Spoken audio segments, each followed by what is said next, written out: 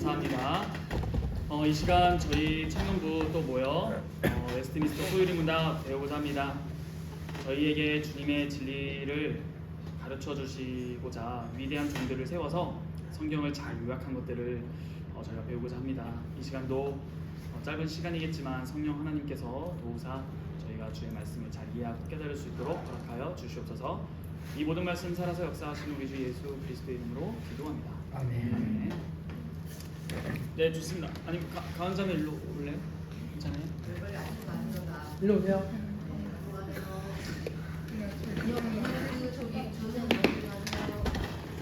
여기. 아니면 이쪽 가면 의자 이렇게 해서 안 돼요. 저희 여기 쓰레기는 이렇게 잘 좀 버려주세요. 깜짝 놀랐어요. 이 쓰레기.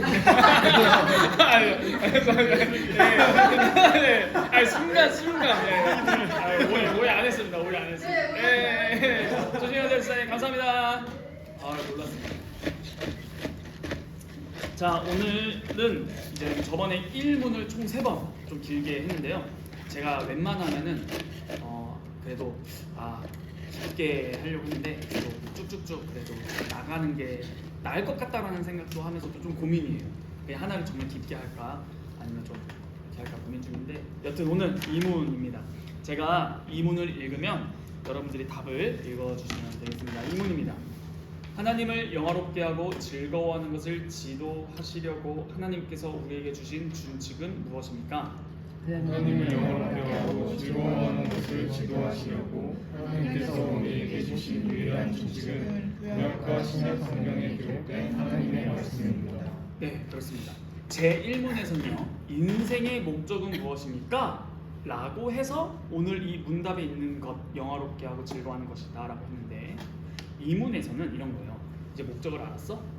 그럼 그것을 이루기 위해서 즐거워하고 영화롭게 하는 그것을 이루기 위해서 우리가 의거해야 할 표준이 되는 원칙, 준칙, 그게 뭔데? 라고 했을 때 그 답이 뭐라는 거예요? 한마디로? 네, 말씀. 성경이다 라는 거예요. 정확히 말하면 신구약 성경이다. 그래서 이것을 아는 문제는 신지식에 관한 문제예요. 무슨 말이냐? 하나님을 영화롭게 하고 즐거워하기 위해서 우리에게 주신 원칙이 성경인데 그렇게 하나님을 영화롭게 하고 즐거워하기 위해서는 하나님을 알아야 된다. 근데 그 하나님을 어떻게 알아? 그러니까 그것을 바르게 하려면 어떻게 해야 돼? 그러니까 영화롭게 하고 즐거워야 되는데 그러면 그 하나님을 알아야 되거든요. 그럼 어떻게 하나님을 알 건데? 라고 해서 성경을 읽어라라는 뜻이에요. 쉽게 말하면. 이해되시죠? 그래서 여기서부터 이제 중요해요. 오늘은 성경에 대해서 배울 건데 말씀이니까요. 성경의 내용이 아니라 성경을 배웁니다. 오늘 굉장히 중요해요. 그래서 오늘 성경을 배울 건데 오늘 첫 번째 시작하는 것은 이 말씀은 계시입니다. 계시. 계시가 뭐죠? 계시가 뭐예요?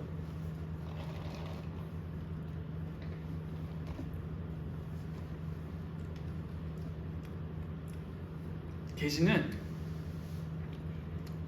하나님 본인을 알려주시는 게 계시예요. 쉽게 말하면. 그런데 하나님을 알기 위해서는 하나님 본인이 스스로 겸비하게 낮추사 우리에게 자신을 소개해 주시지 아니하시면, 그러니까 먼저 순서상 하나님께서 자신을 계시하시지 아니하시면 우리는 하나님을 모릅니다. 그런데 이 계시가 두 가지입니다. 적으시면 좋겠습니다. 외우시면 좋겠어요. 첫째는 일반 계시 혹은 자연 계시라고도 불립니다. 일반 계시. 그다음 그럼 일반의 반대말은 뭘까요? 특별 계시입니다. 야 이거 아세요? 한번 말씀해 주세요. 제가 말씀해요.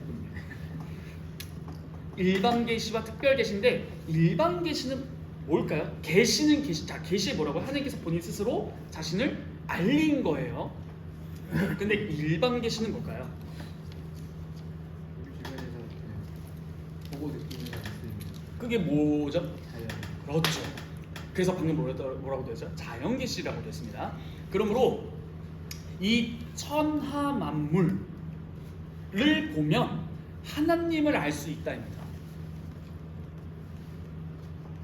이게 굉장히 놀라운 사실인데 이게 성경에 근거가 있습니다. 성경 찾아서 읽어줄 담당자 구함. 월 달란트 3달란트.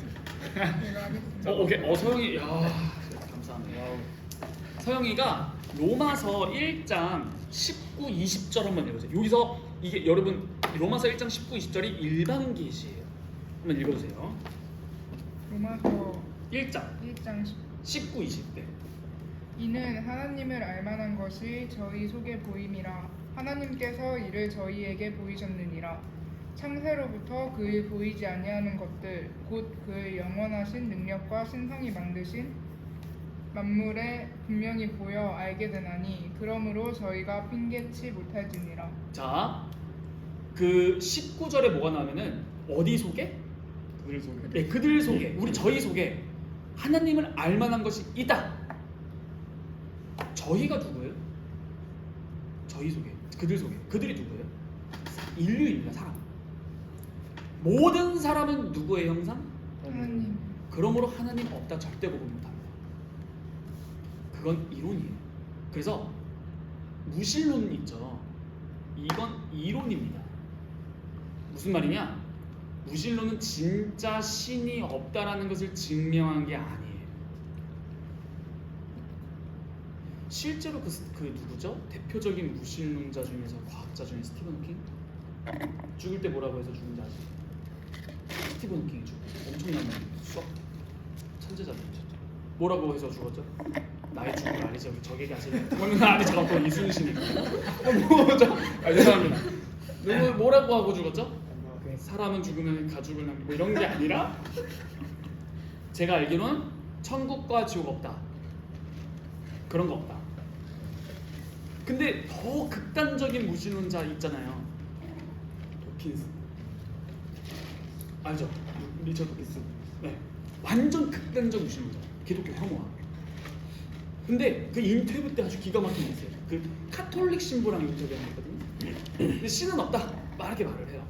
근데 이제 이 질문을 합니다. 그러면은 이 우주가 이제 생긴 빅뱅으로 이렇게 됐다고는 하는데 빅뱅 이전에 뭐가 있었습니까? 이렇게 질문해요. 그때 도킨스가 이럽니다. 모른다. 근데 순간 당황한 나머지 그래도 신이 있는 건 아니다. 이렇게 말합니다.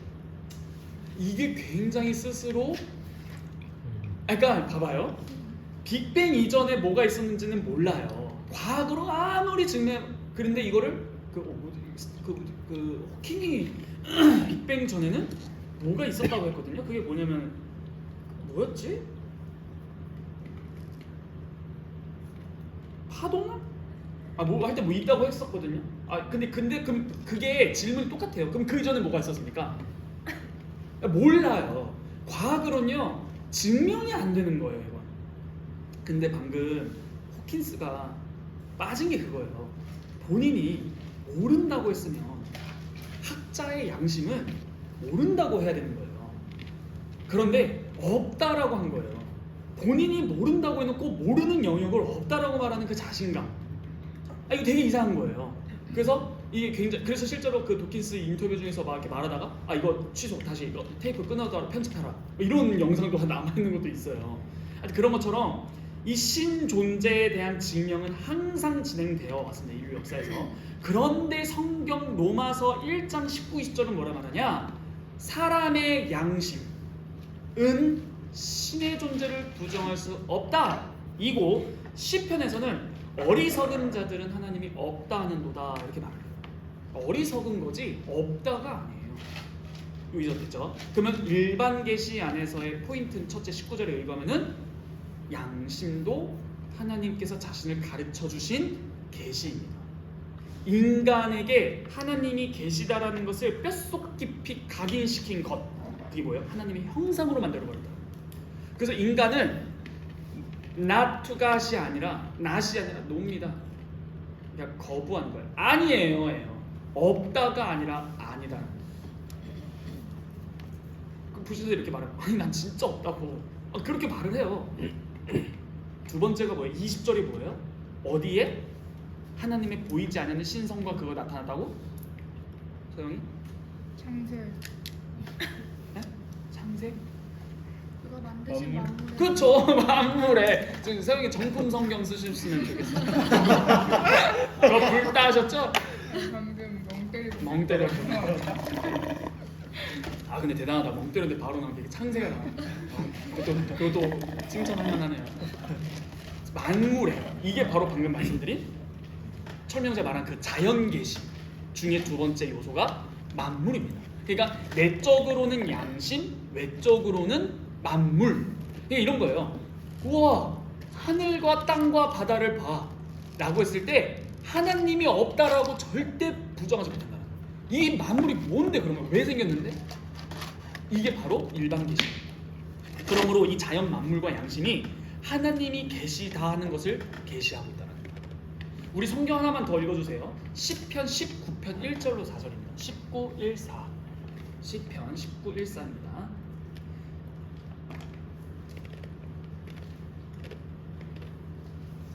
하늘이 하나님의 영광을 선포하고 공창이 그 손으로 하신 일을 나타내는도다. 날은 날에게 말하고 밤은 밤에게 지식을 전하니 언어가 없고 들리는 소리도 없으나 그 소리가 온 땅에 통하고 그 말씀이 세계 끝까지 이르도다. 하나님이 회개 위하여 하늘의 장막을 베푸셨도다. 그렇죠. 19장 1절에서 4절을 보면 뭐라고 말해요? 1절 다시 한번 서영.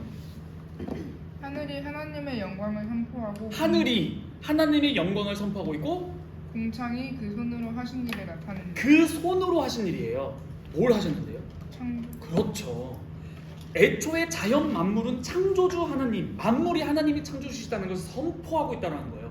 그래서 그 좀 읽으면 음성이 들리지 않더라도 밤은 밤에게 낮은 낮에게 막 이런 말 나오잖아요. 그러니까 이게 자연 만물이 그래서 그 사도 바울이 로마서 1장 19, 20절에서 이 자연 계시를 말하는 이유가 뭐예요? 이런 거 20절 마지막 뭐라 나와 있어요? 마지막 20절. 20절. 예, 1장 20절. 그 시편 말고 로마서 1장 20절 마지막에 어떻게 나와요?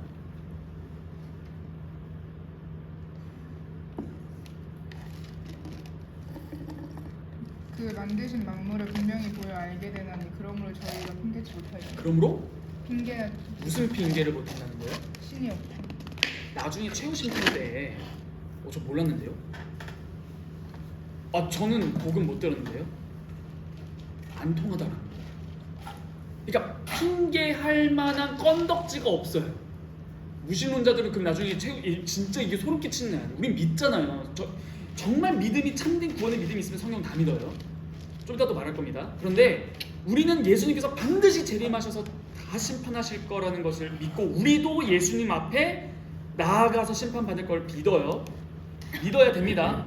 히브리서도 죽는 것은 정해진 것이요 그 후엔 심판이 있으리라고 말을 해요. 그런데 불신자들이 태도를 나중에 우리가 볼 겁니다. 그렇게 무신론자들, 야 신이 어딨어? 예수 어딨어? 막 그렇게 막 인터넷상에서 기독교 졸업 모든 자들이 다 심판받을 거거든요.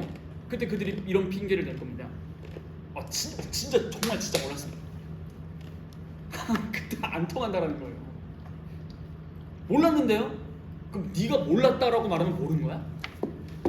마치 이 비유가 뭐가 좋냐면요. 생명 테스트 여러분들 아시죠? 그 뭐예요? 그렇게 점점점점 있고 그 38 그거 아시죠? 숫자 써 있는 거. 그 생명자들은 그걸 보면은 안 보인대요. 그럼 그들이 안 보이면 없는 거예요. 이게 되게 중요한 거예요. 여러분, 내가 보아야 믿는다라는 말이 왜 어리석은 줄 아세요? 우리가 보아야 믿는다라는 말은요, 우리의 시력을 의존하면 안 돼요. 이게 무슨 말이냐면요, 우리가 무엇을 본다라고 한다라는 것은 사실 자체가 아니에요. 조금 어려워요. 무슨 말이냐? 예를 들어 제가 빨간색 꽃을 장미를 들고 있는데 형겸이랑 같이 동굴에 들어갔어요. 근데 형겸이가 딱 봤을 때 이건 장미라는 것을 형태를 보인다면 색깔이 보여요. 검은색으로 보여요. 이걸 뭘 말하는 거예요? 우리의 시력은요, 외부적인 빛의 요소에 의존하고 있다는 거예요. 그래서 우리가 봐야 믿겠다라는 말은 너무 우리 자신을 의존하는 말이기도 해요. 우리는 보아야 믿는다라는 말이 참 부족한 말인 걸 알아야 돼요. 그러니까 사실 그대로라는 말은 없어요. 그건 내 주관이에요. 그럼 예를 들어 이거면서 검은색 장미 내가 보았으니까 아니에요. 나가면은 빨간색 됩니다. 이런 것처럼. 그리고 이런 거 있잖아요. 예를 들어 여기 컵이 있으면 이렇게 넣으면 어떻게 돼요? 이 빨대가 굴절되잖아요. 그러면 이 빨대가 휜 거예요. 이런 것처럼 우리가 보는 것은 외부의 영향의 요소를 받는다라는 것을 꼭 알아두셔야 돼요. 그럴 때 보아야 믿는다? 그 봤을 때 그것이 예를 들어 봤는데 빨대는 꺾였어. 이러면 그 사람은 멍청이 되는 겁니다. 이처럼 하나님을 보아야 믿는다?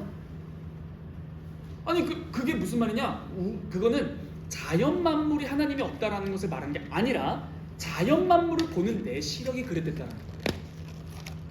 이게 굉장히 중요해요. 왜요? 전적 타락, 전적 불쾌함으로 말미암아 어리석게 되어서 하나님이 없다라고 인정해버린다.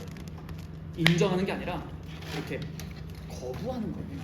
그래서 불신자는요, 무신론자는요, 신이 없다라는 걸 증명하는 게 아니라 정확히 기독교적 세계관으로 표현하면 이거예요.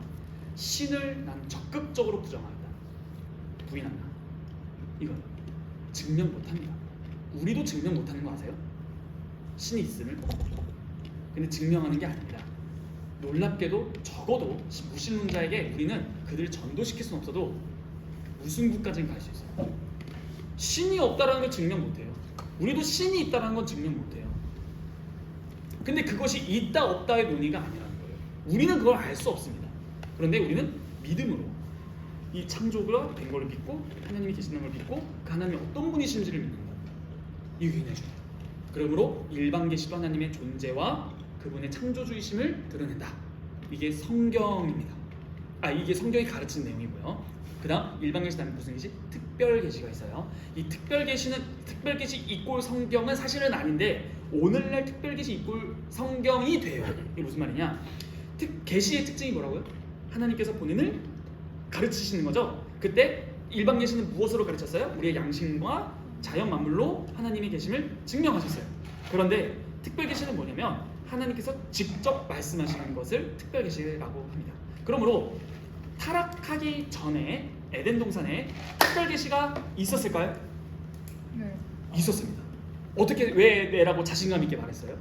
그 탄압과를 따먹지 말라고 말했으니까. 엑설런트. 아이스크림 말고 진짜 엑설런트. 그게 바로 특별 계시예요. 자, 특별 계시가 뭐였죠? 하나님께서 알려주시지 아니하시면 알 수 없는 것. 그렇죠? 그러므로 특별 계시, 이게 왜 특별일까요? 왜 특별이고 일반을 나눌까요?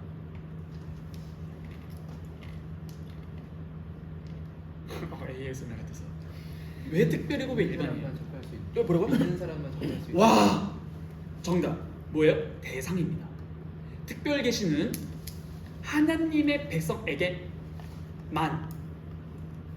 주어진 계시입니다.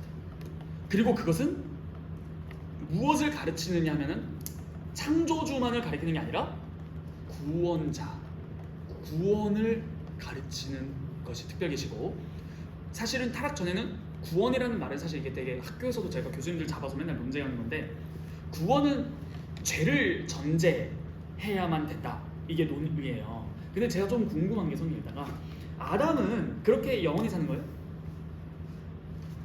제가 뭘 가르쳤었죠? 아담은 그냥 그 창조된 대로 영원히 사는 겁니까? 아니면 어디 도달했었어야 돼요? 도달했었어야 돼요. 그 0-100 그거 아시죠? 그랬고요. 그러면 아담이 도달해야 되는 그 2, 3형 완전히 도달해야 되는 곳이 어디라고 했었죠? 예수 그리스도의 부활한 영화로운 상태에 아담이 도달했었어야 되죠. 근데 우리가 이신칭의 믿음으로 말미암아 의롭다함을 받는다. 믿음으로 말미암아 의롭다함을 받는다 했을 때, 믿음으로 구원을 받는다 했을 때, 이 구원, 이신칭의 내용이 뭐냐면 단순히 죄에서 회복, 영만이라고 했습니까? 네? 그러니까 칭의와 성화. 그러니까 우리가 영으로 되면은 단순히 이 구원이라는 것을 죄 없음으로만 해석하면 문제가 생기는 거예요. 그럼 아담이랑 똑같아져요. 그럼 방금 아담이 도달할 것은 그냥 아담 그 자체였어요? 아니면 어디를 갔었어야 됐어요? 갔었어야 됐어요. 그 영화로운 부활의 상태였었어요. 그런데 우리가 죄사함을 받고 여기에 어떻게 가요? 방법이 뭐예요? 아담에게 하나님께서 무엇을 명령하셨어요? 방금? 선악과 먹지 말라. 명문으로 써있진 않지만 동산 중앙에 뭐 있었어요? 동산 중앙에 뭐 있었어요? 정확히 말씀해주세요. 선을 발견한다. 엔드가 있어야 돼요. 와 그리고 뱀이 있었어요. 뱀이 있었고, 그렇죠. 이거 되게 중요한 내용. 자, 하나님께서 동산 중앙에 뭘 주셨어요? 선악을 알게 한 나무와 생명나무인데 하와의 말 되게 이상하지 않아요? 동산 중앙에 선악을 알게 한 나무가 있다. 저 먹지도 말고 만지지 말라는 말 없었거든요. 근데 그 말이 뭐예요? 좀 이상하지 않아요? 동산 중앙에는 그것만 있지 않습니다. 생명나무도 있는데 왜 그 말은 안 해요? 그러므로 하와의 인식이 어떤지 우리가 더 추리할 수 있어요. 여튼 핵심은 생명나무와 선악과가 있었어요. 선악과를 먹으면 죽어요. 그럼 끝이에요? 옆에 뭐 있어요? 생명나무 있죠? 그래서 창세기 3장 마지막쯤 아담과 하와를 추방하기 전에 하나님께서 3일째 하나님께서 독백합니다. 뭐라고요? 동산 중앙에 있는 생명을 아는 나무를 먹어 영생할까 하노라. 그 영생이 아담이 도달했어야 할 지점이거든요. 그러면 그것을 아담은 어떻게 도달을 했어요? 한마디로 말하면 하나님의 명령을 순종하는 거예요. 안 먹을 뿐만 아니라 먹음으로 동산에 있는 모든 과실을 먹되 라고 하셨죠. 임의로 먹어라. 생명나무는 무엇일까? 라는 것을 이해하고, 그러면 단순히 이런 게 아니에요. 백설공주처럼 선악과에 독이 있어서 죽었다가 아니라 결국 왜 죽었냐 하면은 하나님의 명령을 어겨서예요. 그러면 반대로 말하면 하나님의 명령을 지키면 뭐예요? 어기면 죽는다, 지키면은 산다예요. 그러면 이미 아담은 살아 있었잖아요. 그러면 거기서 말하는 생명이라는 것, 즉 아담은 난 살아있는데 생명은 뭐지라는 생각을 충분히 했었을 것 같아요. 내가 살아있는데 또 생명을 준다고? 충분히 생각할 수 있습니다. 그랬을 때 실제로 이 법이라는 것을 조금 공부해 보면요, 법이 법되려면요, 지키면 상을, 어기면 벌을, 이런 것들이 있어요. 그랬을 때 이미 영생이라는 것이 있는데 이 영생에 도달하는 방법을 율법을 순종함으로 해요. 다시 돌아가 볼까요? 이신칭의는 믿음으로 말미암아 의롭다함을 받는다는 것은 단순히 죄 사함 마이너스 100에서 0이 아니라 더 나아가서 플러스 100까지 갈 수 있는 모든 길을 예수님께서 다 해줬다라는 거예요. 그럼 마이너스 100에서 0까지는 어떻게 성취하신 거예요? 이거를 뭘로? 십자가. 0이 됐죠? 0에서 100까지를 어떻게 하셨어요? 율법을 다 지킴으로. 언제 지켰어요? 예수님께서 육신으로 태어나셔서 응애하실 때부터 십자가에 못 박히시기까지 적극적으로 하나님의 율법을 다 지키셨습니다. 하나님으로서, 인간으로서. 그랬을 때 그러면 주시는 게 뭐예요? 율법 다 지키면 준다고 약속한 게 뭐였어요? 생명. 근데 예수님께서는 하나님이시죠. 생명이 본인이 필요해서 지킨 거예요? 이게 학자들의 논쟁이에요. 학자들은 예수님도 본인이 율법 아래 났기 때문에 율법을 본인을 위해서 지켰다라고 말해요. 틀렸습니다. 예수님께서는 자신의 택한 백성들을 위해서 오신 거예요. 그래서 예수님께서 모든 율법을 다 지키심으로 생명을 얻었는데 그 생명을 자신이 취하시지 아니하시고 자신을 믿는 자들에게 주신 거예요. 그래서 이것이 이중전가라는 겁니다. 우리의 죄를 그리스도께, 그분의 의를 우리에게 이중으로 전가됐다는 거예요. 그래서 우리가 죄 사함을 받을 뿐만 아니라 영원한 생명이라는 것, 율법을 다 지켰을 때 얻을 수 있는 것. 그래서 나중에 최후 심판 때에서 칭의는요, 의롭다고 여겨주신, 칭해주신이에요. 그래서 이렇게 해야 되는 거예요. 실제로 여러분들이 의로워서가 아니라 의롭다고 여겨주신다는 거예요. 마치 뭐가 같냐면, 예를 들어 제가 죄인이어도 판사가 무죄 하면은 전 죄인이 아니에요. 법정적 선언입니다. 넌 내가 죄인으로 다루지 않겠다, 이거예요.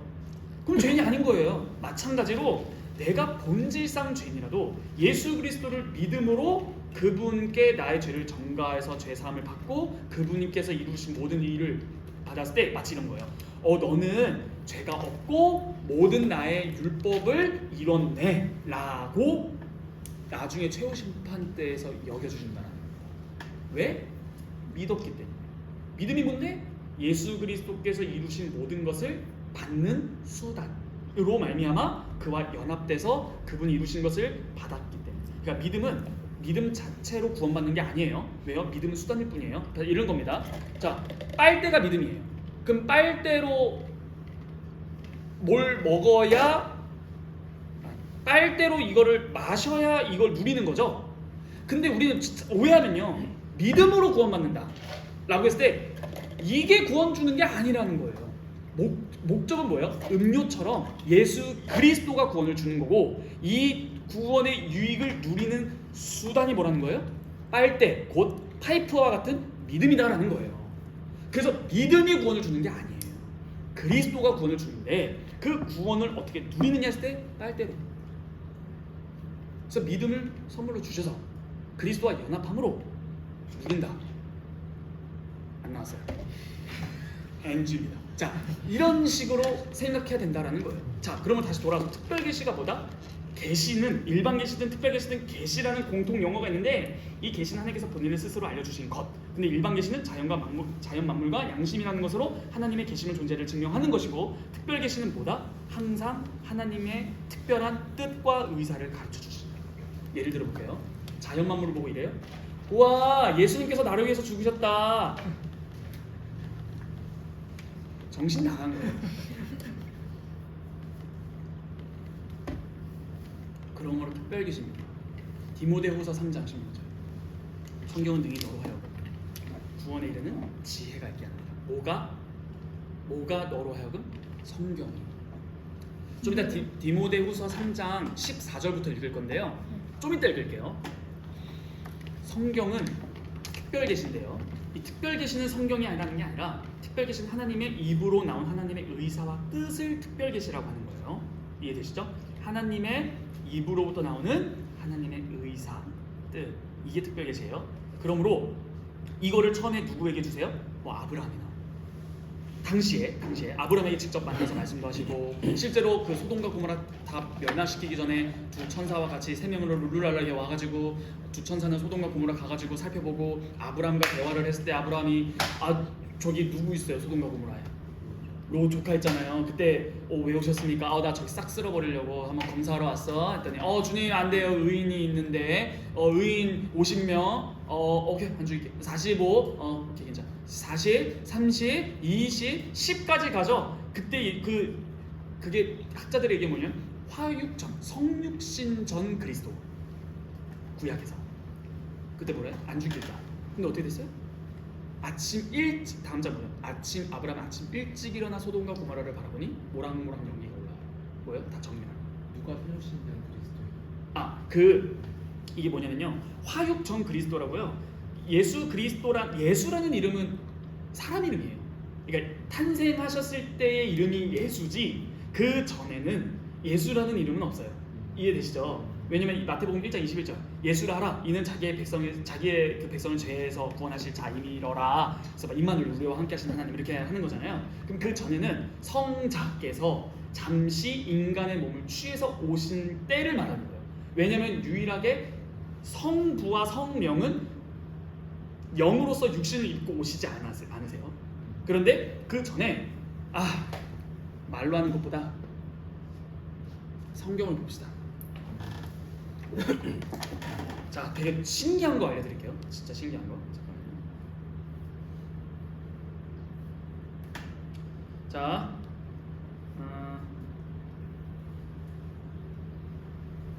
창세기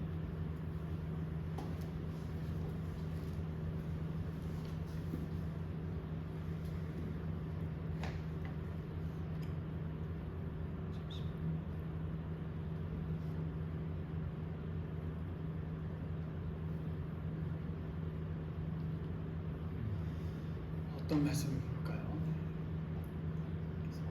32장 야곱 씨름하는 장면입니다. 그 씨름한 하나님이 성육신전 예수님. 네, 맞아요. 여기서 왜냐면요 이런 장면이 한두 개 아닌데 되게 말을 바꿔서 막 써요. 예를 들어 이렇게 말합니다.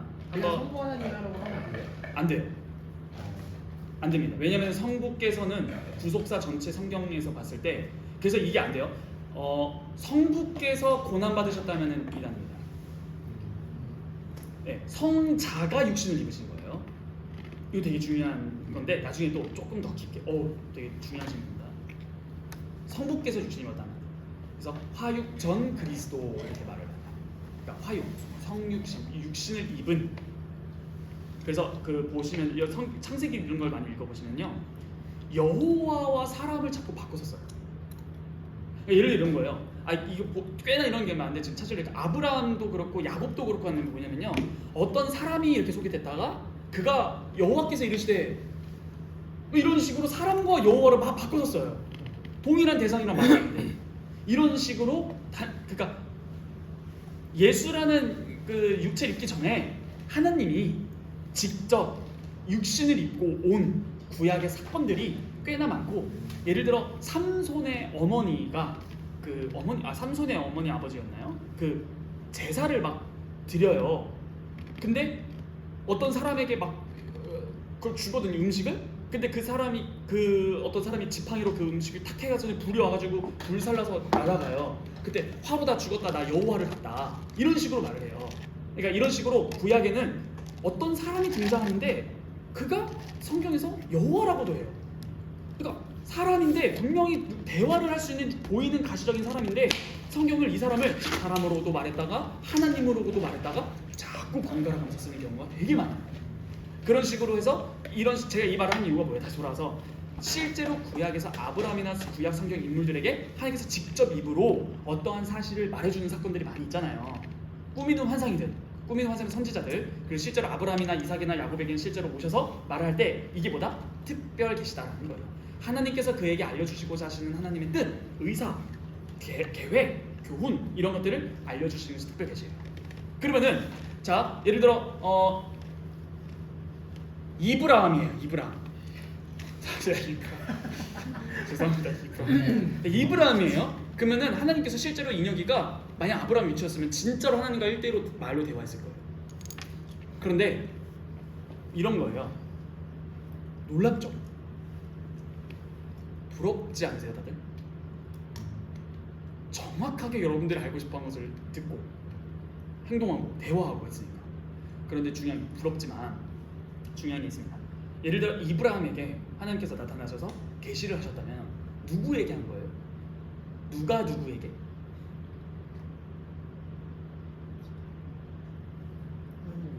그렇죠. 되게 너무 어렵나? 막 여기까지만 이거 잠깐만 하나님 좀 하실게요.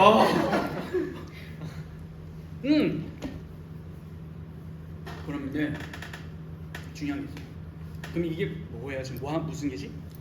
네. 자연 만물을 보고 알 수 없는 하나님의 입으로부터 나오는 말씀으로 들었죠. 근데 이 특별 계시는 인여기에게만 줬을까요?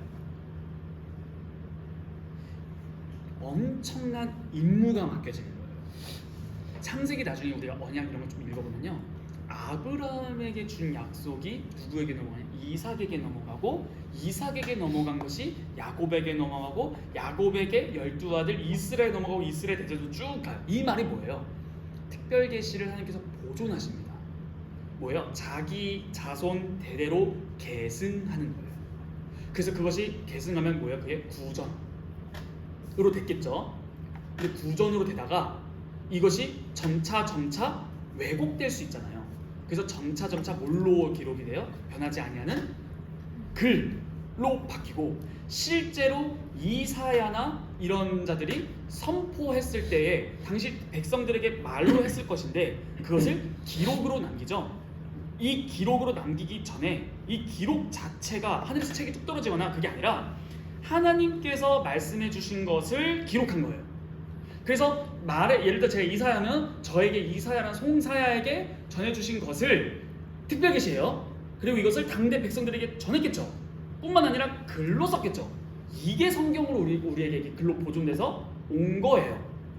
그러므로 이사야 개인에게만을 위한 특별한 대우가 아니라 받았으면 책임감 있게 그것을 계승했다라는 것이 성경으로 된 거예요.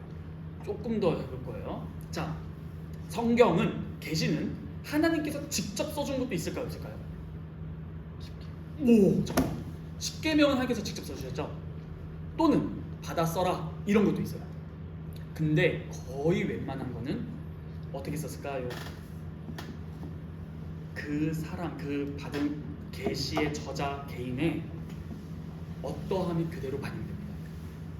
뭐라고요? 영감. 야, 역시 이거를 뭐라고 하냐면 이게 영감설이 꽤 있는데요. 기계적 영감설, 유기적 영감설 이런 게 있는데 우리는 유기적 영감설을 배워요. 자, 기계적 영감설이 뭐냐면요. 말 그대로 기계적이다가 뭐예요? 나의 모든 인격과 이런 것들이 싹 다 무시되고 이런 거예요.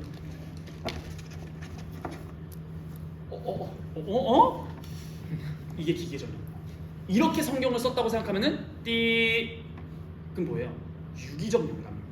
우리는 그게 뭐예요? 그 사람의 배경, 당시의 시대적 정황, 그 사람의 지식, 지혜, 성품, 성격, 인격, 뭐 배움, 부모로부터 내려온 유전 이런 모든 그 사람의 됨됨이를 그대로 쓰셨다라는 거예요.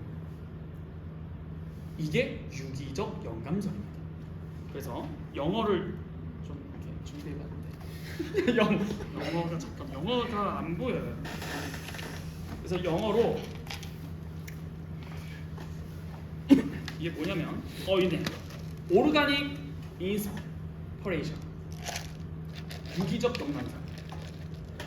이 오르가닉 인스퍼레이션 이게 우리가 믿는 영감설이에요. 그럼 성경이 어떻게 기록됐는데? 성경 누가 썼어요? 자, 창세기, 출애굽기, 레위기, 민수기, 신명기 누가 썼어요? 모세가 썼습니다. 그렇죠? 에이! 사람이 썼네. 하나님 말씀 아니네. 자, 반박하시면 됩니다. 하나님 말씀 아니네. 모세. 자, 이사야서 누가 썼어요? 이사야. 에이! 사람 썼다. 유기적 영감설이라고. 그렇죠. 그게 그러면 유기적 영감설 뭔데? 근거가 뭔데? 성경 찾아볼까요? 디모데후서. 자, 가봅시다. 디모데후서 3장 그 아까 14절부터 17절까지 한번 읽어주시겠습니까? 그러나 너는 배우고 확신한 일에 거하라. 네가 네게서 배운 것을 알며 또 네가 어려서부터 성경을 알았나니 성경은 능히 너로 하여금 그리스도 예수 안에 있는 믿음으로 말미암아 구원에 이르는 지혜가 있게 하느니라. 모든 성경은 하나님의 감동으로 된 것이요. 저기까지. 모든 성경은 뭐라고요? 하나님의 감동. 여기서 말하는 이 감동, 이게 헬라어로 뭐냐면 세오푸니스토스. 자, 이 말이 뭐냐면요, 성경책은요 권위가 있습니다. 다른 이 모든 세상의 책들과 다르게 권위가 있는 책이에요. 왜 권위가 있냐? 이 세상에서 말하는 신문과 뉴스나 기사들은 틀릴 수 있어요, 없어요? 있어요. 근데 성경은 정확하고 오류가 없다. 정확무오한 하나님의 말씀이에요. 엥? 사람이 썼잖아. 뭐라고요? 모든 성경은 하나님의 감동으로 된 것이다 라고 했을 때 이 감동이라는 말이 세오푸니스토스인데, 이 감동이라는 말은 곧 하나님이 내셨다라는 뜻이에요. 구원을 준 책. 그러니까 이거를 직역하면 뭐냐면요, 이 감동으로 된 거, 이 직역하면 이거예요. 하나님이 불어내셨다, 이런 느낌. 자, 이게 무슨 말이냐? 요한복음에서는 예수님께서 성령을 바람으로 표현했어요. 니고데모와의 대화에서 어떻게 납니까? 어머니 뱃속에 낙하다 합니까? 했을 때 뭐래요? 마치 성령으로 난 자는 이와 같으니 바람이 임의로 불매 어디서 바람이 오고 어디로 가는지 알지 못하지 않느냐? 이와 마찬가지로 성령으로 난 자들도 다 이와 같느니라 라고 해서 바람이 불매라는 것이 푸뉴마예요. 근데 성령을 뜻하는 헬라 단어도 푸뉴마입니다. 언어 유희를 쓰시는 거예요. 마치 이런 거예요. 토네이도가 쫙 불었어요. 그러면 토네이도가 불었다는 증거가 뭐예요? 현금이 집이 날아갔어요. 그럼 토네이도가 분 거예요. 성령으로 난 자도 그거 같다는 거예요. 언제 구원파, 우리 다음 주에 배울 거. 구원파 특징이 뭐예요? 몇 날, 몇 시, 몇 분, 몇 초에 구원을 받아. 모릅니다. 그거 몰라요. 근데 구원 그러니까 언제 와서 어디로 가는지 바람 아시는 분. 저는 그나마 이거 북동풍, 그러니까 38도 위경 이게 아니라 바람으로 난 자는 토네이도가 지났을 때, 태풍이 지났을 때 증거가 남듯이 성령으로 난 자도 증거가 남는다는 뜻이에요. 그게 뭘까요? 성경을 믿고 예전에는 믿지 못했던 동정녀 탄생, 믿고 믿고 죽은 사람이 부활했다고? 부활 믿고 뭐라고 승천했다고 사람이? 믿고 에이 합법적인 남녀의 부부적인 성관계를 통하지 않고 어떤 초자연적으로 났다고? 믿고 나중에 재림하신다고? 믿는다라는 거예요. 이게 성령으로 난 자의 특징이에요. 뭐예요? 하나님의 말씀을 믿게 돼요. 부분이 아니라 전체가 다 믿어집니다. 이게 성령으로 난 자의 중요한 특징 중 하나예요. 구원받은 사람들. 이게 남일 같지 않은 게요. 직장 동료들 성경 믿냐 물어보세요. 안 믿어요. 특별계시가 대상이 누구라고요? 하나님의 백성만이죠. 그럼 질문을 볼게요. 도서관에 혹은 교보문고에 통일자매 그러잖아요. 그 성경책 팔죠. 그럼 불신자들 성경책 사면 지리리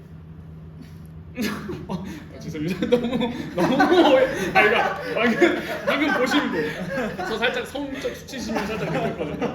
그러니까 제가 이렇게 지레스 약간 선생님 너무 어이가서 이렇게 단전부터 오는 그 강한 한숨, 약간 이거 복실 것 같아. 약간 이런 거잖아요. 자 그러면은 방금 철민 형제가 특별계시로 그러니까 특별계시 성경 아닌데 하여튼 그것이 이제 기록되어서 남겨져서 성경이 됐는데 누구에게만?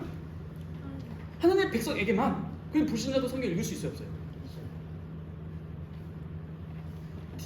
고린도전서 2장. 무슨 말인가? 백성에게만 특별계시를 줬다고? 아니 하나님의 백성만 이걸 알 수 있다고? 이게 무슨 말일까? 그게 고린도전서 2장에 나옵니다. 자 어디서부터 읽으면 좋냐? 14절부터요. 육에 속한 사람은 하나님의 성령의 일을 받지 아니하나니 저희에게는 미련하게 보임이요 또 깨닫지도 못하나니 이런 일은 영적으로라야 분변함이니. 아 육에 속한 사람들은 성령의 이런 일들을 받지 하나님의 성령의 일들을 받지 않는데요. 오히려 그들에게 알려줬더니 그거는 어리석어 알 수도 없다. 근데 그 전자 거꾸로 소급해 올라가 13절 읽어주세요. 우리가 이것을 말하거니와 사람의 지혜에 가르친 말로 아니하고 오직 성령을 가르친 것으로 하니 신령한 일은 신령한 것으로 분별하느니라.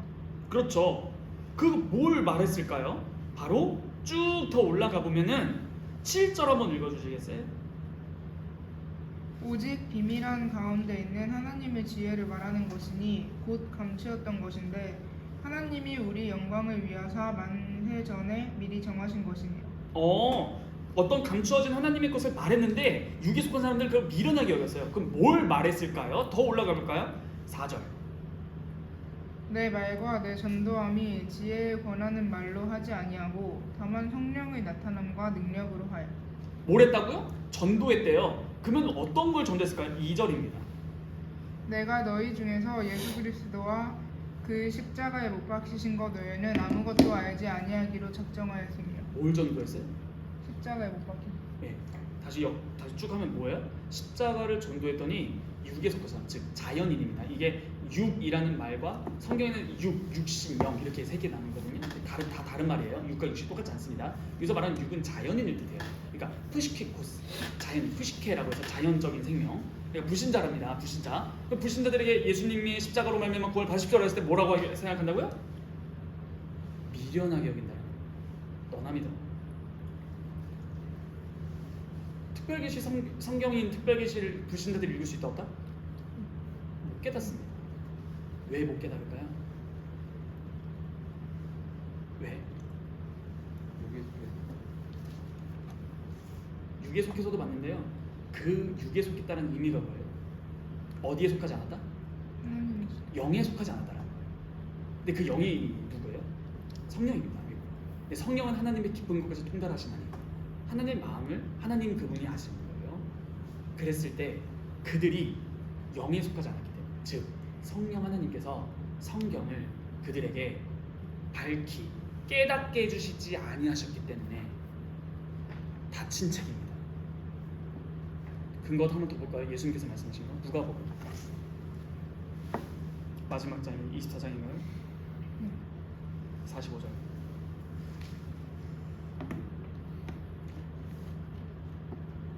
이에 저희 마음을 열어 성경을 깨닫게 하시고. 그냥 성경을 깨닫게 하시고 마음을 열어. 이겁니다. 이래서 특별계시예요.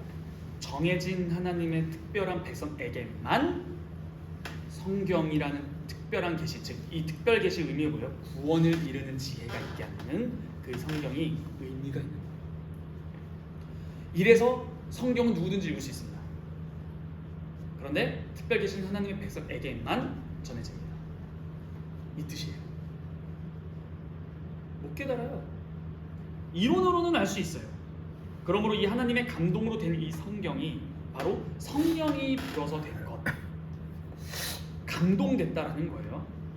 그러므로 성경은 하나님의 책이다라는 거예요. 근데 누가 썼어요? 사람들이. 근데 그 사람들을 감동한 것, 주장한 것이 누구라는 거예요? 성령 하나님. 근데 그들이 썼는데 기계적 영감설이 아닌 유기적으로 그들을 통제함으로 썼다라는 거예요. 자, 이게 어디서 나오냐면요. 여러분 자, 조금만 집중해 주세요. 우리가 성경의 개역개정이나 한글 성경에는요, 하나님이 인도라는 말이 다 인도 이렇게 돼 있어요. 근데 이 인도가요 다 다른 헬라어예요.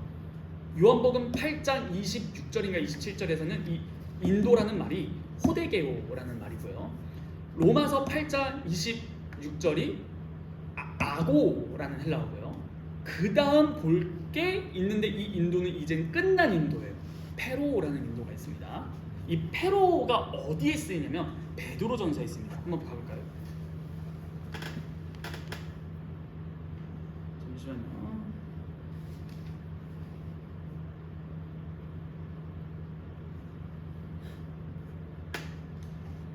베드로 후서 1장 21절입니다. 베드로 후서 1장 지금 성경 쳐주세요. 1장 21절 한번 읽어보세요. 예언은 언제든지 사람의 뜻으로 낸 것이 아니요 오직 성령의 감동하심을 입은 사람들이 하나님께 받아 말한 것입니다. 자, 여기서 성령의 감동하심 있죠? 이 감동이 페로예요. 근데 페로의 뜻이 뭐냐면 이런 뜻이에요. 운반하다. 들어서 싹 이렇게 들어서 운반하는 거. 근데 어떻게 됐다고요? 성경은 성령의 감동하심인데 그 성경을 쓴 저자들이 있잖아요. 사람들. 그 저자들이 성경을 쓸 때 오류가 없도록 성령께서 그들을 감싸시고 보호하시고 운반하셨다는 거예요. 그게 무한 하나님의 계시가 되도록 그 순간 그들을 통제하셨는데 기계적으로 사절가 아니라 당시의 시대적 정황과 여러 가지 사건들을 보고 열심히 연구하고, 중요한 게 뭐라고요? 열심히 연구하고 해요. 자, 왜냐? 한번 성경 봐볼까요? 사도 바울이 이 디모데후서는 누가 썼어요? 사도 바울이 썼죠? 근데 사도 바울의 글을 보면요, 봅시다. 로마서 10장 5절.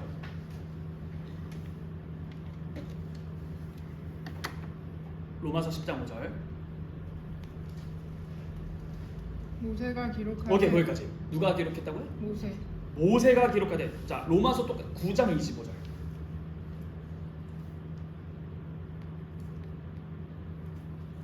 호세아 그래도 오케이, 누가 썼어요? 호세아. 그 다음 로마서 4장 6절.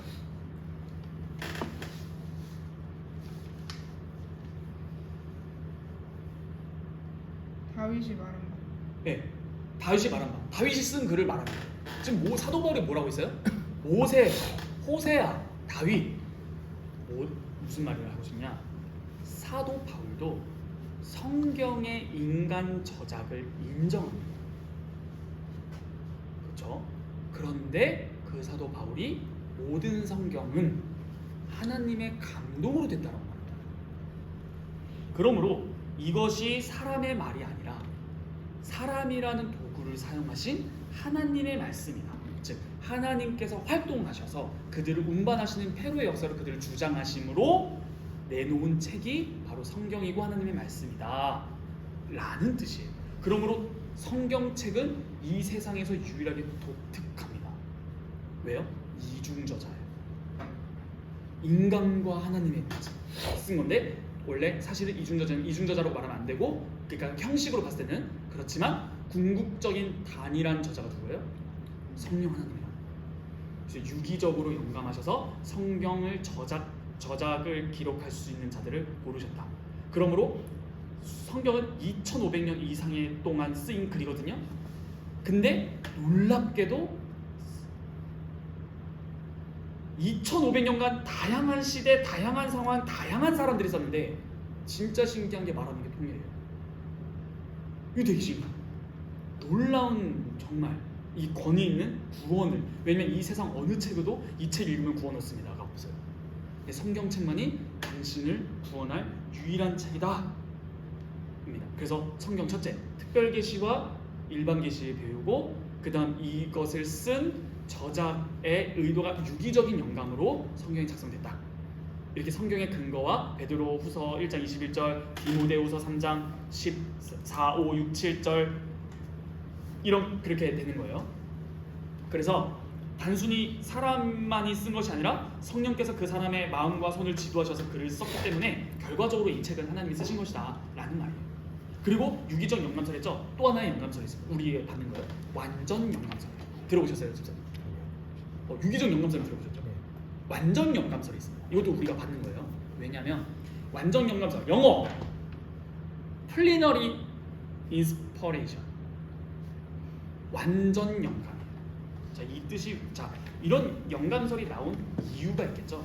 그냥 심심해서 이번 무슨 영감, 자, 그래서 이게 왜 완전 영감설이 나왔냐면 이 뜻은 뭐냐면 유기적 영감설의 뜻은 뭐예요? 인간의 어떠한 것을 억압하지 않고 도구로 쓰신 거죠. 패로, 그러니까 운반하듯이. 그래서 이 운반하다라는 말이 마가복음 2장에 지붕 뚫고 하이킥이 아니라 지붕 뚫고 그 내리잖아요. 그때 그들을 이렇게 들고 들쳐 그게 패로, 들고 이렇게 끌고 가는 거. 오케이. 자, 그런데 방금 이 완전 영감설은 뜻이 뭐냐 이거예요.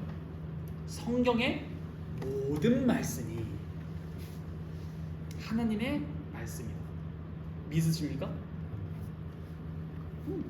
당연한 소리 아니에요, 사실 집사님? 왜 이런 소리 했을까요? 이유가 있습니다. 무슨 이유냐? 그릇된 반대가 있었기 때문에. 자, 이렇게 말합니다. 반대파. 성경의 어떤 부분은 하나님의 말씀이지만 어떤 부분은 사람의 말이다. 이렇게 주장하는 거예요. 성경은 하나님의 감동으로 되었다 하는 것을 사도가 분명히 가르쳤기 때문에 이걸 정면으로 반박은 못해요. 그런데 이거를 설명하는 거예요. 어떻게 설명하냐? 이렇게. 하나님의 말씀이 성경에 포함됐다. 이 말은 안 틀린 것 같아요. 하나님의 말씀이 성경에 포함된다. 이 말 자체만 틀린 게 아니라 이거를 설명하는 데 문제가 생겨요. 이걸 어떻게 설명하냐? 이렇게 설명합니다. 곧 하나님의 말씀이 성경에 포함되었는데 어떤 말은 사람의 말, 어떤 말은 하나님의 말이다라고 주장하는 거예요. 하나님의 말씀이 성경에 포함됐다. 이것까지만 말하면 우리의 유기적 영상 완전히 또 비슷하게 들려요. 근데 설명하기를 그런데 어떤 부분은 하나님의 말이고 어떤 부분은 사람의 말이야. 그러면 만약 그것대로 그게 맞다면 이제 어떠한 태도를 우리가 취해야 될까요? 이렇게 말합니다. 그러므로 성경에서 하나님의 말씀을 바르게 읽으려면 우리가 분별력이 있어서 사람의 말은 빼놓고 하나님의 말씀만 들어야 해. 질문. 그러면 어떤 질문이 나와요? 뭐가 하나님의 말이고 사람의 말이라면 어떤 질문이 나와요? 하나님의 말씀만 들어야 됩니다. 그럼 질문하세요. 하셔보세요. 어떤 질문 나와요? 어떻게 구별하는? 그렇죠. 뭐가 하나님의 말씀이고 뭐가 사람의 말인데? 그 기준은. 그래서 또 다른 말로 이렇게 말합니다. 반박자들이. 그러니까 그 반대파들이.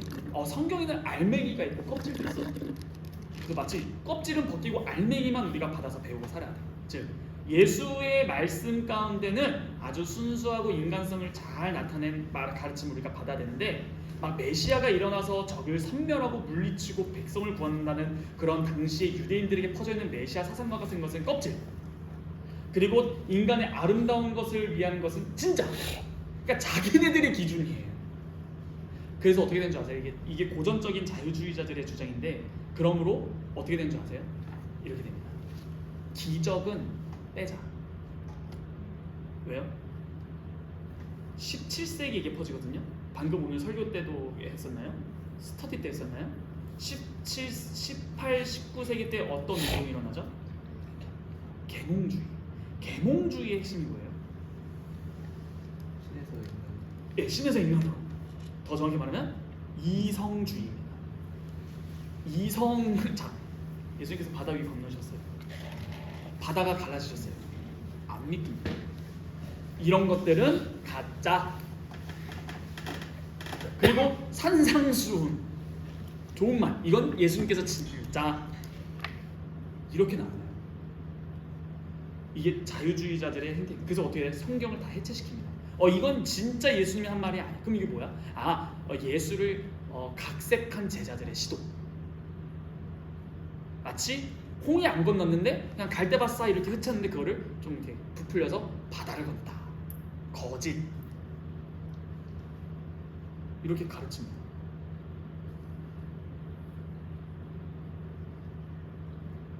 더 교묘한 주장 하나만 말씀드리고 마무리하겠습니다. 이거는 누가 봐도 거짓이죠? 근데 더 교묘한 주장이 하나 있어요. 이렇게 말합니다. 성경은 결국 사람이 쓴 것이다. 동의하십니까? 여기까지? 이제 여러분들이 분별해 보세요. 성경은 결국 사람이 썼다. 그러므로 사람의 말이고 사람의 글이다. 그러나 성령께서 이것을 사용하시면 하나님의 말씀이 된다. OX. 교묘한 뭐라고? 교묘하다. 교묘하죠. 다시. 성경은 사람이 썼다. 상담법이잖아요. 예. A이시다. 그럼 A이시다. 대전제보, 소전제보 이렇게 해가지고 자 다시 이거 진짜 교묘해요. 근데 이 논리가 좀 달라요. 방금 자유주의자들 말하죠. 어떤 건 사람의 말, 누구는 하나님 말. 그래서 이건 사람의 말, 이건 사람의 말, 이건 사람의 말 해서 결국 남은 게 산상수훈밖에 안 남았었어요. 다 거짓이었으니까 이성주의 때문에 기적은 없다. 그런데 이 자유주의자 이게 지금 주장하는 칼바르트라는 사람이에요. 이 칼바르트라는 학자의 별명이 뭐냐면 자유주의자들의 놀이터에 떨어진 핵폭탄. 그러면 우리 편 같죠? 근데 우리 입장에서도 진보적이에요. 이 사람의 주장이 뭐예요? 하나님의 말씀이 된다. 다시 성경은 사람이 썼다. 맞습니다. 그러므로 사람의 글이다. 그러나 성령께서 역사하시면 하나님의 말씀이 된다. 자, 이게 되게 교묘한 거예요. 왜 교묘하냐? 우리의 입장과 비슷해서. 방금 고린도전서 2장 가셔요. 고린도전서 2장이 뭐였죠? 성령께서 깨닫게 하셔야 된다. 그렇죠? 그럼 방금 그것도 성령께서 깨닫게 하실 때 하나님의 말씀이 된다. 비슷하지 않아요? 문제가 뭐예요? 그러면 봐봐요. 말씀이 안 됩니다. 불신자들이 성경을 읽고 깨닫지 못하면 그러면 이건 누구의 말인 거예요? 사람의 말이에요. 깨달으면 하나님. 자, 우리 개혁교회가 말하는 성경은 성령께서 깨닫게 해주셔야 된다라는 말은 효과를 말하는 거예요. 근데 이들은 뭘 말하는 거예요? 성경책 자체를 말하는 거예요. 우리는 성경 그들이 못 깨달아도 이게 사람의 말이에요? 못 깨닫든 이건 하나님의 말씀이란 객관적 사실이에요. 근데 그는 뭐라 말해요? 하나님의 말씀이 되는 거예요. 성령께서 역사하시면. 그 전에 사람의 말이에요. 아닙니다. 이거는 명백한 하나님의 말씀이에요.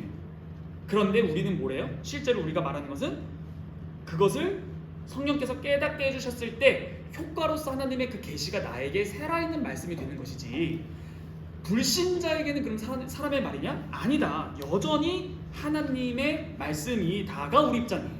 그러므로 이거는 천양지차. 너무 큰 차이예요. 그냥 하나님의 말씀이에요. 그러므로 안 믿는 사람이 성경을 읽고 야 이걸 왜 믿어? 라고 하면 사람의 말이 되는 게 아니라 그래도 하나님 말씀이에요. 이게 굉장히 중요한 차이예요. 그 사람이 버린 거지 우리가 깨달아서 하나님 말씀이 된 게 아니에요. 그래서 이 두 가지 연관성, 유기적 연관성과 완전 연관성, 이 두 가지가 우리 개혁교 입장입니다. 이거를 꼭 견지하셔야 돼요. 왜요? 여러분들 이제 신앙생활할 때 이런 문제들을 많이 부딪힐 것이기 때문에. 이 항동교회 참 안전하죠? 온실 속의 화초. 밖에 나가보세요. 진짜 죄송합니다. 헛 소리 하는 사람 너무 많아요. 이미 해외는 정렬했습니다. 부활 안 믿어요. 여러분 최근에 나온 책 마리아의 아들 예수라는 책이 있어요.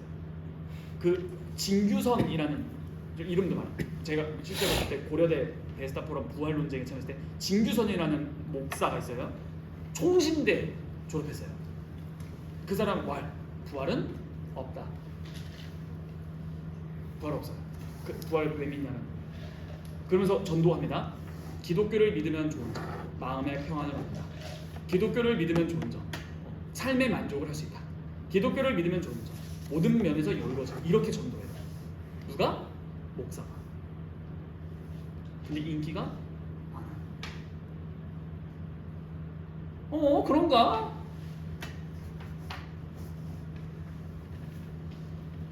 그러므로 이 성경 자체에 대한 이해가 굉장히 중요합니다. 오케이, 오늘 여기까지. 질문.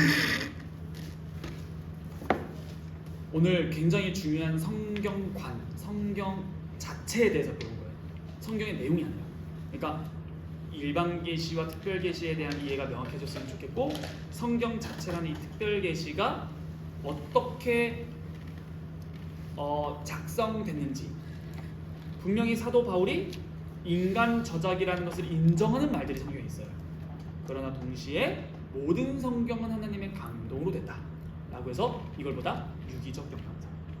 그런데 이것을 반박했을 때 사람이 썼잖아. 그러니까 사람 말, 하나님 말. 땡.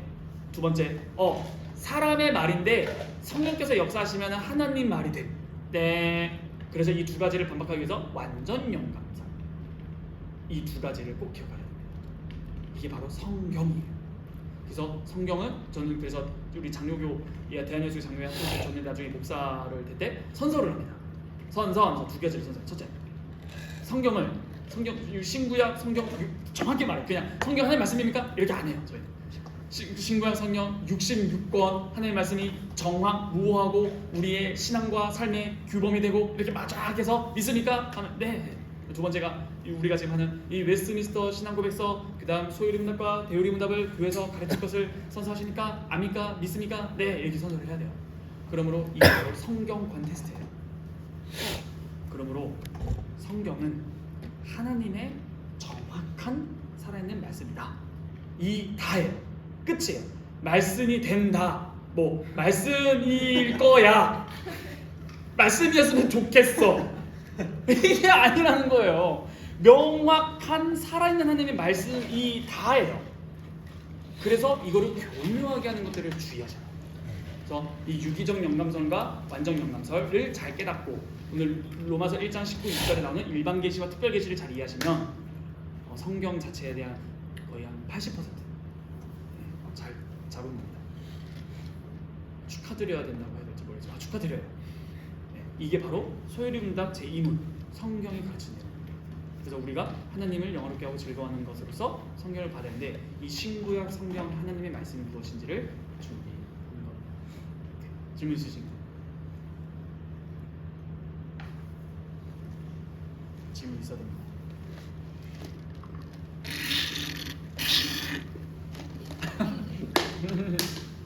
난 모르겠다. 누가 해주겠지 뭐. 난 모르겠다. 그냥 내가 말하면 욕 먹을 것 같아서 싫어. 그거 다 녹화되고 있잖아. 난 싫어. 누가 빨리 말해줘. 무슨 질문을 해야 돼요?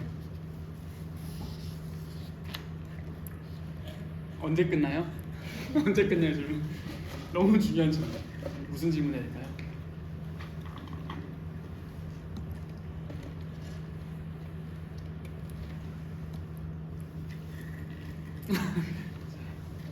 질문이 없어서 마치기보다는 제가 질문을 드려보겠습니다.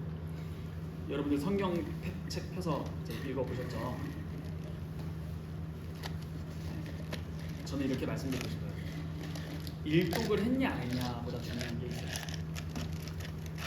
성경 읽기 전에 꼭 기도하셔야 됩니다. 이게 되게 중요한 것이에요. 하나님의 말씀을 읽어서 깨닫는 게 아니라 읽을 때 성령께서 깨닫게 해주시기를 구합니다. 이게 첫째입니다. 그러면은 성경을 개인적으로 읽을 때에 성령 하나님을 기도하면서 의지해야 된다는 거 동의하시죠? 동의하시나요? 실제로 그렇게 했다. 난 해봤다. 해보셨어요? 성경 읽을 때. 자, 그럼 두 번째. 그 성경을 내가 스스로 읽을 때 잘 이해가 안 되는 게 많죠. 어렵잖아요. 그러면 성경을 읽을 때도 내가 그냥 읽기 위함이 아니라 깨닫기 위함이잖아요. 근데 이 성경을 누가 언제 잘 풀어주나요? 누가? 목사님. 목사님이. 언제? 설교 시간. 설교 시간. 주일날 어디서? 교회에서 어떻게? 성경을 이렇게 해석함으로 이를 쭉 할 수 있겠죠? 그럼 두 번째 질문이 뭐예요? 주일날 예배하러 올 때 기도해야 됩니다. 이거예요. 이걸 가르치고 싶어요. 성경이 유기적이고 완전하게 영감됐다면, 이걸 믿는다면 그런갑다가 아니라 내가 그것을 깨닫게 소망한다면 특별 계시로서 하나님의 백성에게만 해주시는 그 하나님의 음성을 잘 파악하고자 한다면 목사님의 해석이 아무리 탁월해도 성령께서 깨닫게 하시지 않으시면 죄송하지만 모릅니다. 자, 모른다라는 걸 오해하면 안 돼요. 이해하지 못했다가 아닙니다. 이해합니다. 예수께서 나를 위해 죽으시고 부활하시고 랄랄랄라 룰루랄라. 이론으로는 불신자도 다 말할 수 있어요. 불신자로 해서 성령께서 역사 안 하신 자라고 해서 성경 읽으면 가 아니라 너희들 기독교가 말하는 거 이런 거지? 라고는 다 말을 해요. 그런데 깨닫지 못한다는 게 무슨 말일까요? 이해하는 것과 깨달음을 같이 가면 안 돼요. 여러분, 깨닫지 못한다는 게 뭐예요? 진짜 못 믿는 수업 네? 못 믿는 거 그거죠? 동의하십니까? 그래서 개인적 성경 읽기나 특히 예배 시간, 그게 헛되지 않으려면요 반드시 기도하셔야 돼요. 그래서 이거 좀 유치하지만 예배 시간 10분 전에 오셔서 기도 좀 이러세요. 기도하셔도 돼요. 진짜 이거는 부탁이 아닙니다. 진짜. 이게 왜 부탁이 아닌지는 여러분들이 아실 텐데 성경 말씀 하나 읽고 기도하고 마치겠습니다. 여러분, 예수님께서 비유로 많이 말씀하신 거 아시죠? 자, 지금 그 연장선이에요. 비유로 말씀하셨을 때 반응들이 어때요? 무슨 말인지 모르겠어요. 거의 대부분 그렇죠. 제자들에게는 일대일로 이렇게 풀어주시기도 하시잖아요. 자, 개인적 성경 읽기든 특히 예배 시간이든 우리는 하나님의 말씀을 깨닫기 위해서 성경을 구원을 얻기 위해서 읽는 거예요. 이걸 깨닫기 위해서 성령의 역사가 필수다라는 거였어요. 그런데 이 성령의 역사는 이해가 아니라고 했어요.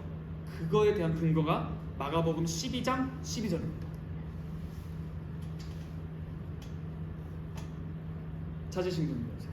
저희가 예수의 이 비유는 자기들을 가리켜 말씀하신 줄 알고 잡고자 하되 무리를 두려워하여 예수를 버려두고 가니라.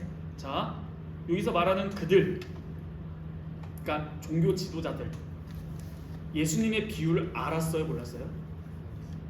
이해했습니다. 어떻게 이해했어요? 저 예수 비유가 우리만 하는 거네. 이해했어요? 이해했습니다. 근데 반응이 뭐예요? 나 죽여. 이게 깨닫지 못하는 거예요. 무슨 말이에요? 깨달은 거예요. 삶으로 나가게 됩니다. 예수님께서 나를 위해서 죽으셨고 알라라, 이거는 깨닫는 게 아니에요. 진짜 그런가 나아가서 누릴 때 깨달음인데, 이것까지 가기 위한 중요한 역사가 바로 성령의 역사입니다. 주님, 이해시켜 주실 뿐만 아니라 그것을 믿고 나의 삶에 나타내는 참된 깨달음으로 이거를 해달라고, 역사해달라고 기도해야 됩니다. 됐죠? 기도하겠습니다. 거룩하신 하나님 아버지, 감사합니다. 저희가 성경에 대해서 배웠습니다. 주님께서 저에게 주신 이 계시, 무엇보다 구원에 관련된 특별 계시로 말미암아 저희는 풍성한 하나님의 나라, 이 자연 만물, 주님께서 창조하신 이 우주와 특히 이 우주 안에서 죄인인 우리를 향해 구원하시는, 즉 창조주 하나님과 구속주 하나님을 전부 다 알게 되었습니다. 이것이 바로 우리가 감사해야 할 중요한 기도 제목입니다. 주님 너무나 감사합니다. 무엇보다 저희가 이 성경에 대해서 배웠는데 결국에는 성령 하나님의 역사하심 없이는 이 말씀을 깨달을 수 없습니다. 그러나 이 깨달을 수 없다 해서 이것이 사람의 말이 아니라 이 모든 성경은 하나님의 위대한 종들이 썼지만 하나님의 감동으로 된 것으로 성령께서 역사하심으로 정확하고 오류가 없는 하나님의 말씀입니다. 그러므로 이 객관적인 살아계신 삼위일체 하나님의 그 말씀을 우리가 깨달음으로 구원에 이르러야 하는데, 단순히 성경은 하나님의 말씀이라고 인정할 뿐만 아니라 이 성경을 통해서 구원에 이르기 위한 우리의 간절한 마음이 매 순간 기도로 나타나기를 원합니다. 그러므로 개인적으로 성경을 읽든 특히 주일날 선포되는 이 말씀을 풀어서 해석해서 선포되는 이 강단의 말씀을 잘 이해하기 위해 저희가 날마다 주일날 기도하게 하시고, 예배 시간 전에 기도하게 하시고, 찬양하면서 기도하게 하시고, 무엇보다 이 주님의 말씀이 선포되는 것을 너무나 간절히 사모한 나머지 전날 토요일부터 정말 바른 마음으로 주님의 말씀을 깨닫기를 원한다고 잠들기 전부터 기도함으로 항상 준비하는 저희들이 될 수 있도록 허락하여 주시기를 구합니다. 주님, 깨닫게 하여 주시옵소서. 바리새인들도 이해했습니다. 단순히 저희가 지식적으로 이해하는 걸 넘어 우리의 삶에 정말 주님의 역사하심이 나타나길 바랍니다. 주님 불쌍히 여기시고 긍휼히 여기사 정말 주님 저희에게 주의 말씀이 실현될 수 있도록 허락하여 주시옵소서. 성령 충만할 수 있도록 저희 청년부를 축복하여 주시옵소서. 이 모든 말씀 살아서 역사하시는 우리 주 예수 그리스도의 이름으로 감사하며 기도하옵나이다. 아멘. 네, 수고하셨습니다.